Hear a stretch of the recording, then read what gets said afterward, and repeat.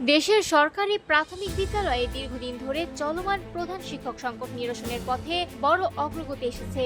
আদালতের সর্বশেষ রায়ের ফলে এখন ৩২,০০০-এরও বেশি প্রধান শিক্ষক নিয়োগ প্রক্রিয়া এগিয়ে নিতে আর কোনো আইনি বাধা থাকছে না। বৃহস্পতিবার প্রধান শিক্ষক নিয়োগ সংক্রান্ত একটি মামলার উপর আপিল বিভাগ এই গুরুত্বপূর্ণ রায় প্রদান করে। রায়ের ফলে স্থগিত থাকা নিয়োগ কার্যক্রম আবারও গতি পেতে যাচ্ছে বলে সংশ্লিষ্ট সূত্রগুলো জানিয়েছে। এর আগে শিক্ষা এবং প্রাথমিক ও গণশিক্ষা মন্ত্রী ডক্টর আনম এহসানুল হক মিলন জানিয়েছিলেন, দেশের প্রাথমিক শিক্ষা ব্যবস্থাকে আরো শক্তিশালী ও কার্যকর করতে প্রায় ৩২,৫০০ প্রধান শিক্ষক নিয়োগের উদ্যোগ নেওয়া হয়েছে। কিন্তু এই নিয়োগ প্রক্রিয়া আইনি জটিলতার কারণে দীর্ঘদিন ধরে আটকে ছিল।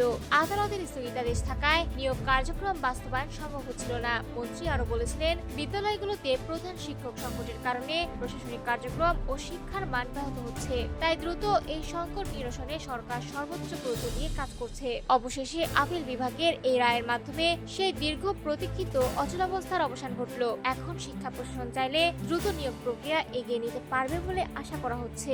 শিক্ষা সংশ্লিষ্টরা মনে করছেন, এই নিয়োগ সম্পন্ন হলে দেশের হাজার হাজার প্রাথমিক বিদ্যালয়ে প্রশাসনিক শূন্যতা পূরণ হবে, শিক্ষার গুণগত মান উন্নত হবে এবং মাঠ পর্যায়ের ব্যবস্থাপনা আরো শক্তিশালী হবে। সব মিলিয়ে আদালতের এই সিদ্ধান্তকে প্রাথমিক শিক্ষা ব্যবস্থার জন্য একটি ইতিবাচক ও যুগান্তকারী পদক্ষেপ হিসেবে দেখছেন সংশ্লিষ্টরা।